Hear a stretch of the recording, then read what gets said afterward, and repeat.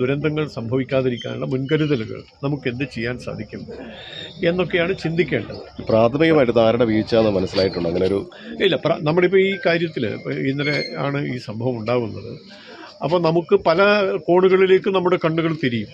എവിടെയാണ് പ്രശ്നമുണ്ടായത്? കരാറുകാരൻ്റെയാണോ, അതോ ജില്ലാ ഭരണകൂടത്തിൻ്റെയാണോ, അതല്ല ഹൈവേ അതോറിറ്റിയാണോ, ഏതാണ് ആരാണ് എന്നുള്ളത് ശാസ്ത്രീയമായ ഒരു അന്വേഷണത്തിലൂടെ വേണം കണ്ടെത്താൻ. എന്തുകൊണ്ട് ശാസ്ത്രീയ അന്വേഷണം എന്ന് വെച്ചാൽ നാളെ ഇതുണ്ടാവരുത്. ഇതിപ്പോൾ ഒറ്റപ്പെട്ട സംഭവമല്ല. ഇതേ സ്ഥലത്ത് തന്നെ കുറച്ച് മുമ്പ് ഇങ്ങനെയുള്ള കാര്യങ്ങൾ ഉണ്ടായി എന്നാണ് പറയുന്നത്. അപ്പോൾ തന്നെ ആവശ്യമായ രീതിയിൽ അന്വേഷണം നടത്തുകയും മണ്ണിൻ്റെ ഘടനയെ സംബന്ധിച്ചുള്ള മഴ പെയ്യുന്ന സമയത്ത് ജലനിർഗമന സംവിധാനത്തിൽ എന്തെങ്കിലും ശാസ്ത്രീയമായ പ്രശ്നങ്ങളുണ്ടോ എന്ന് പരിശോധിക്കേണ്ടതുണ്ട്. ഈ പരിശോധനയൊന്നും നടന്നില്ലെങ്കിൽ തീർച്ചയായും ഇത് നടത്തേണ്ട ആളുകൾ തന്നെയാണ് ഉത്തരവാദികൾ. അപ്പം അത് ആരുടെ ഭാഗത്താണ് ആ വീഴ്ച വന്നത് എന്ന് നമ്മൾ പരിശോധിക്കണം.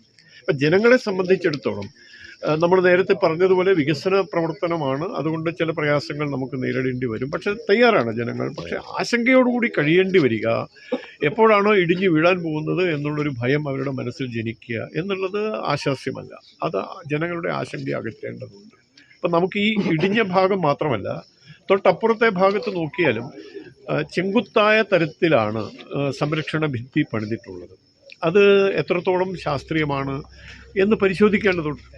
ഇത്തരം സംഭവങ്ങൾ ഉണ്ടാകുമ്പോൾ നമ്മൾ ജാഗ്രത പാലിച്ചത് കൊണ്ടായില്ല. നേരത്തെ തന്നെ ദീർഘവീക്ഷണത്തോടു കൂടി ഇത് കാണേണ്ടതുണ്ട്. അത് കാണേണ്ട ആളുകൾ കണ്ടില്ല എന്നുള്ളതാണ് പൊതുവിൽ നമുക്ക് പറയാൻ സാധിക്കുക. ആരൊക്കെയാണോ അതിന് ഉത്തരവാദികൾ, ആരാണോ ഇത് മുൻകൂട്ടി കാണാതിരുന്നത്, അവരെല്ലാവരും ഈ ദുരന്തത്തിന് ഉത്തരവാദികളാണ്. അപ്പം ദുരന്തം എന്ന് പറയാവുന്ന തരത്തിൽ നമുക്ക് അങ്ങനെ ഒരു വലിയ പ്രശ്നങ്ങൾ ഉണ്ടായില്ലെങ്കിലും ജനങ്ങളെല്ലാം ആശങ്കയിലാണ്.